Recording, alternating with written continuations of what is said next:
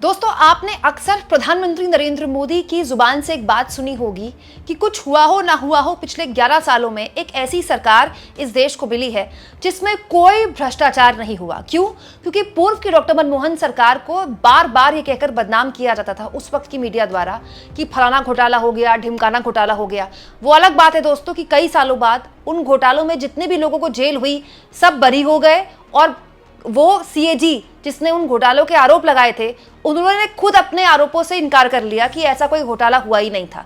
लेकिन दोस्तों, प्रधानमंत्री नरेंद्र मोदी के ये दावा कि इस सरकार में कोई घोटाला नहीं हुआ, अब एक्चुअली में उसकी परतें खुलने लगी हैं। एक्चुअली में घोटाले तो हुए हैं, बस खबर नहीं बनती। और मैं चाहती हूं कि आप इस खबर को गंभीरता से न केवल देखें बल्कि इस वीडियो को दोस्तों अपने रिश्तेदारों के साथ शेयर करें, अपने व्हाट्सएप ग्रुप में शेयर करें, क्योंकि लोगों को पता होना चाहिए कि ऐसी चीज जिसके बारे में कोई खबर नहीं बनती उसमें कितने बड़े गड़बड़ झाले हो रहे हैं। दोस्तों, पिछले 11 सालों में बार बार नितिन गडकरी को इसकी तारीफ दी जाती है, उनकी पीठ थपथपाई जाती है कि उन्होंने बड़ा शानदार काम किया, सड़कों का जाल बिछा दिया, कई हाईवेज बना दिए। और ये बात भी सच है कि गडकरी उन नेताओं में से, उन मंत्रियों में से हैं जो मोस्ट परफॉर्मिंग हैं। वो अलग बात है कि आला कमान से उनकी नहीं बनती, लेकिन गडकरी को इसकी बहुत तारीफ मिलती है। लेकिन दोस्तों, अब ये जो मंत्रालय है उस पर कई गंभीर सवाल खड़े हो गए हैं। साथ में ये सवाल भी खड़े हो गए हैं कि जिन जगहों के उद्घाटन वगैरह मोदी करते हैं वो कुछ महीने भी नहीं टिक पाती है। दोस्तों, ये जो तस्वीर आप देख रहे हैं मध्य प्रदेश के रीवा जिले के एयरपोर्ट निर्माण की है। इस एयरपोर्ट का केवल 10 महीने पहले प्रधानमंत्री नरेंद्र मोदी ने अपने कर कमलों से उद्घाटन किया था। ये देखिए, एक महत्वपूर्ण रैली थी, रैली में बाकायदा वीडियो कॉन्फ्रेंसिंग के जरिए ऐसे बटन दबाकर मोदी इस एयरपोर्ट का उद्घाटन कर रहे हैं, जैसा कि मोदी करते हैं, मोदी का स्टाइल रहा है।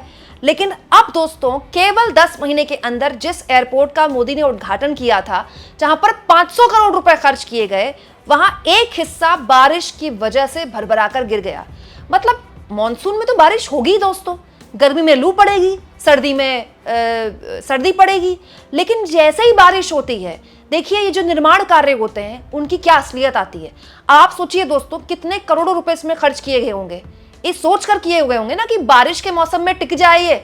लेकिन केवल 10 महीने दोस्तों, केवल 10 महीने हुए हैं इस निर्माण को, लेकिन ये एक बारिश नहीं झेल पाई। पहला मॉनसून था इसका बेसिकली, लेकिन ये झेल नहीं पाई और इसका ये जो हिस्सा था भरभरा कर गिर गया। अब आपको बता दूं दोस्तों कि 20 अक्टूबर 2024 को पीएम ने खुद इसका उद्घाटन किया था। दोस्तों, ये प्रधानमंत्री मोदी के आने के बाद ये एक चलन शुरू हुआ, ये एक प्रयास किया गया कि छोटे शहरों को भी एयरपोर्ट से जोड़ा जाएगा। दोस्तों, प्रयास तो अच्छा है, लेकिन जमीन पर जो लोकल कॉन्ट्रैक्टर हैं उनको किस बिना पर काम दिया जाता है? ये तो खुलेआम भ्रष्टाचार है। आप मुझे बताइए, कोई भी चीज अगर ठीक से बनी है, उसमें कोई भ्रष्टाचार नहीं हुआ है, अच्छी क्वालिटी की है, तो बारिश क्यों नहीं झेलेगी? इतनी पुरानी पुरानी इमारतें हमारे देश में, हमारे इतिहास में ऐसी ऐसी इमारतें खड़ी हुई हैं जो हजार साल पुरानी है, 500-500 साल पुरानी है, उनको कुछ नहीं होता है। ये साल 6 महीने पहले जो इमारतें बनी होती है उनका हाल ये हो जाता है।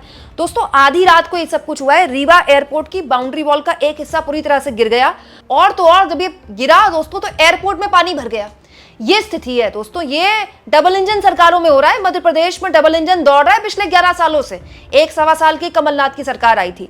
अब दोस्तों, इस पूरे मुद्दे पर जाहिर तौर पर सवाल उठने लगे कि भाई प्रधानमंत्री जिस निर्माण का उद्घाटन करते हैं वो 10 महीने नहीं टिक पाता।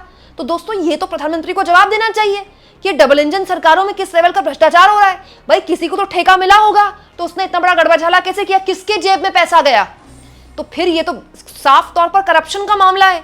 अब दिक्कत यह है कि इन सवालों के जवाब मीडिया पूछता नहीं है, तो खबर बनती नहीं है, तो परसेप्शन बन जाता है करप्शन नहीं हुआ। लेकिन ये तो हुआ है ना, तो करप्शन का साफ तौर पर मामला है ना।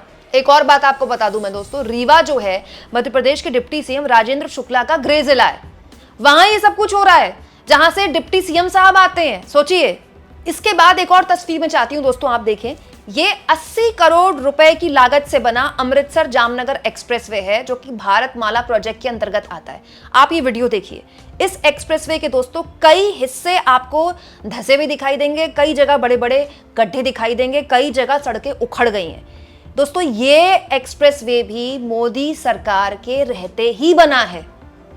हजारों करोड़ रुपए खर्च होते हैं इन एक्सप्रेसवे में, और इन्हीं एक्सप्रेसवे के नाम पर नितिन गडकरी अपनी पीठ थपथपाते हैं कि रोज इतने किलोमीटर एक्सप्रेसवे बन रहे हैं, हमने यहाँ सड़कें बिछा दी, वहां सड़कें बिछा दी। ये बात सही है दोस्तों कि सड़कें हमको बिछानी पड़ेंगी अगर हमको विकसित राष्ट्र बनना है तो, क्योंकि वो बेसिक है, बेसिक इंफ्रास्ट्रक्चर है। सड़क जाएगी तभी उस जगह में विकास जाएगा, बट सड़क अगर ऐसे जाएगी तो विकास कैसे जाएगा? गड्ढों वाला विकास जाएगा।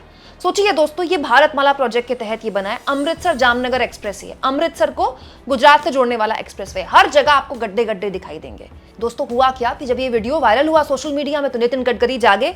इन्होंने इस पूरे मामले में, नितिन गडकरी तक जब ये बात आई तो मंत्रालय ने इस पूरे मामले में दोस्तों NSAI के PD यानी कि परियोजना निदेशक को सस्पेंड कर दिया है, और मेसर्स CDS इंफ्रा प्रोजेक्ट जिन्होंने ये बनाया है एक्सप्रेसवे, उनको फुटपाथ की खराबी स्थिति के कारण तत्काल प्रभाव से आगे बिडिंग करने से, ताकि आगे वो ठेके न ले पाएं, इसके लिए उनको रोक दिया गया है। और 2 करोड़ 80 लाख की पेनल्टी लगाने के साथ साथ कारण बताओ नोटिस भी कंपनी को इशू कर दिया गया। अच्छी बात है, लेकिन पॉइंट ये दोस्तों कि अगर वीडियो वायरल ना होता तो मंत्री जी को पता ना चलता, और मंत्री जी को पता ना चलता तो फिर ये पेनल्टी ना लगती, ये एक्शन नहीं होता।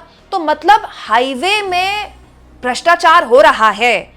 हाईवे इतनी जल्दी इतनी बुरी हालत में आ रहे हैं, इसके लिए इलाके के लोगों को वीडियो बनानी पड़ेगी, फिर वो वीडियो किसी से ट्वीट करवानी पड़ेगी, कोई बड़ा आदमी ट्वीट कर दे ताकि वो वायरल हो जाए। अगर 1% वायरल हो गई तब मंत्री जी जागेंगे। मैं जानना चाहती हूँ दोस्तों कि इतनी बड़ी बड़ी कंपनियों को इतने करोड़ों रुपए के ठेके दिए जाते हैं, कोई क्रॉस चेक करने वाला नहीं है क्या? कि अगर सड़क बन गई, आप टारगेट देते हैं कि आपको 10 महीने में 1 साल में सड़क बनानी है या हाईवे तैयार करना है, तो उस टारगेट को आप कंप्लीट करवा रहे हैं ताकि फीता कट जाए, ताकि बटन दबाने के लिए फोटो मिल जाए कि देखिए उद्घाटन कर दिया, या फिर आप मेंटेनेंस का ध्यान भी रख रहे हैं। दोस्तों ये हाईवेज आपके मेरे पैसे से बने हैं। इन हाईवेज पे जो टोल भरते हैं ना, आप और मैं भरते हैं। ये बात सही है दोस्तों कि हाईवेज बनने की वजह से कनेक्टिविटी बहुत शानदार हो गई कई शहरों की, लेकिन इन हाईवेज का जो गुणवत्ता है इसको लेकर भी तो सवाल पूछने चाहिए। मैं किसी पार्टी की प्रवक्ता नहीं हूं, लेकिन अभी कुछ वक्त पहले उत्तर प्रदेश की विधानसभा चुनाव की वजह से दोस्तों, जब हम कवर करने गए थे यूपी विधानसभा चुनाव, तो लखनऊ से हमको दिल्ली आना था। आप यकीन नहीं करेंगे, लखनऊ से दिल्ली आने में हमको हार्डली कुछ घंटे लगे। इतना शानदार हाईवे बना है। मैं ये नहीं कह रही कि वो हाईवे अखिलेश यादव ने बनाया है इसलिए बहुत शानदार बना है, लेकिन वो हाईवे किसी ने तो बनाया होगा ना, उसका रखरखाव भी किया जा रहा है। तो जब इतना पुराना हाईवे है, उसका रखरखाव हो सकता है, वो अपनी सफलता की गाथा लगातार हर दिन लोगों को बता सकता है, दिखा सकता है, तो फिर ये जो प्रोजेक्ट्स बन रहे हैं कुछ महीने पहले कैसे धराशायी हो रहे हैं? और सबसे बड़ी बात, अगर ये धराशायी हो रहे हैं तो फिर यहाँ पर किसकी जेब में कितना जा रहा है? ये तो क्लियर कट भ्रष्टाचार का मामला है ना। ये जो सड़क बनी, ये जो हाईवे बना जिसमें गड्ढे आ गए, जिसमें साफ तौर पर अनियमितताएं दिख रही हैं, किसकी जेब में कितना पैसा गया? कंपनी पे तो आपने पेनल्टी लगा दी, लेकिन अधिकारियों पर कोई तो जांच होनी चाहिए ना। और बड़ा सवाल यह है दोस्तों कि इस भ्रष्टाचार को लेकर कोई बात क्यों नहीं करता? ये भी तो करप्शन है, और एक खुलेआम होने वाला करप्शन है, इसके बारे में कोई बात नहीं होता। अरे ज्यादा दूर क्या जाना है दोस्तों, प्रधानमंत्री नरेंद्र मोदी के संसदीय क्षेत्र बनारस की तस्वीर, ये खबर मैंने आपको कुछ दिन पहले दिखाई थी। मोदी के संसदीय क्षेत्र बनारस में एक सड़क धंस गई, पॉश इलाके की सड़क, मेन चौराहे की सड़क, और पूरी की पूरी सड़क रोकनी पड़ गई। ये मोदी के संसदीय क्षेत्र का हाल है। प्रधानमंत्री नरेंद्र मोदी के संसदीय क्षेत्र में एक सड़क धंस जाती है, 12 फीट गड्ढा हो जाता है उसमें, और लोगों की जान आफत में पड़ जाती है। सोचिए कोई दुर्घटना हो जाती तो कौन जिम्मेदार होता? जब प्रधानमंत्री के संसदीय क्षेत्र में खुलेआम भ्रष्टाचार हो रहा है, खुलेआम। बस बात यह है कि इन मामलों में खबरें नहीं बनती तो एक परसेप्शन दिया जाता है कि इस सरकार में तो घोटाले नहीं होते, पूर्व की सरकारों में घोटाले होते हैं। लेकिन सच्चाई है दोस्तों कि हमारे सरकारी दफ्तरों में, चाहे किसी की भी सरकार आ जाए राज्य में, चाहे अखिलेश यादव की आ जाए, चाहे योगी आदित्यनाथ की आ जाए, चाहे केंद्र में मोदी की आ जाए, चाहे मनमोहन की आ जाए, चाहे राहुल गांधी की आ जाए, हमारे जो सरकारी सिस्टम है ना, उसमें भ्रष्टाचार इतना गहरा दीमक है कि आप परसेप्शन तो बना सकते हैं कि हमने भ्रष्टाचार नहीं किया, आप उसको खत्म नहीं कर सकते।